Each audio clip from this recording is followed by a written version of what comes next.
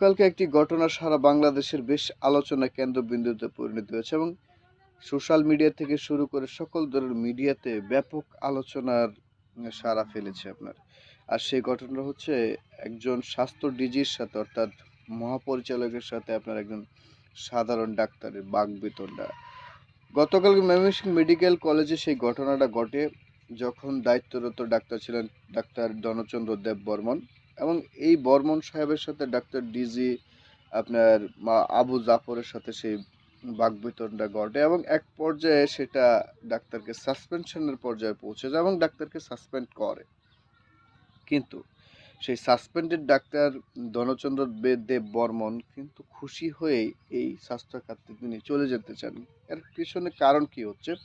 কারণ হিসেবে যেটা তিনি দেখিয়েছেন যে অদ্ভুত পিঠের উপরে চড়ে স্বাস্থ্য খাত যাচ্ছে এবং সেই স্বাস্থ্য খাত যেখানে দুর্নীতি, অপনীতি এবং ঘুষ, ইভেন আপনার যে ডাক্তারের রিসার্চ পেপার অর্থাৎ ডাক্তার যে রিসার্চ করেন কোনো একটা বিষয় সেক্ষেত্রে নাকি নীলক্ষেত থেকে কেনা, এইসব অভিযোগ তিনি করেছেন এবং উনি নিজের বেলায় বলেছেন যে আমি 2013 সাল থেকে এই হাসপাতালে আমি আছি দায়িত্বরত, কিন্তু আমি এখনো কোনো ধরনের অপারেশন থিয়েটারে যায়নি এবং সেটা আমার সৌভাগ্য কিংবা দুর্ভাগ্য কোনোটা হয়নি।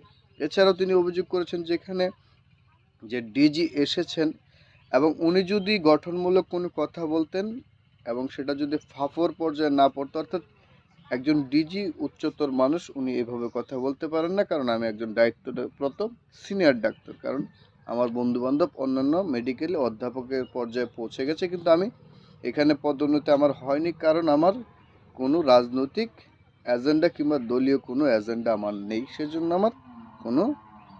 আমার পদোন্নতি হয়নি, সেটা উনি প্রকাশ করেছেন। এছাড়াও তিনি বলেছেন যে টেবিলটায় এই ডাক্তাররা বসেন এবং নানা অনিয়ম পেয়েছেন সেই টেবিলটাতে একটা টেবিলেই সকল ডাক্তাররা বসেন এবং নিয়মিত সেই টেবিলটা ডিরেক্টর ভিজিট করে এবং ডিরেক্টর হয়তো ভুলে এই টেবিলটা পরিবর্তন করেননি।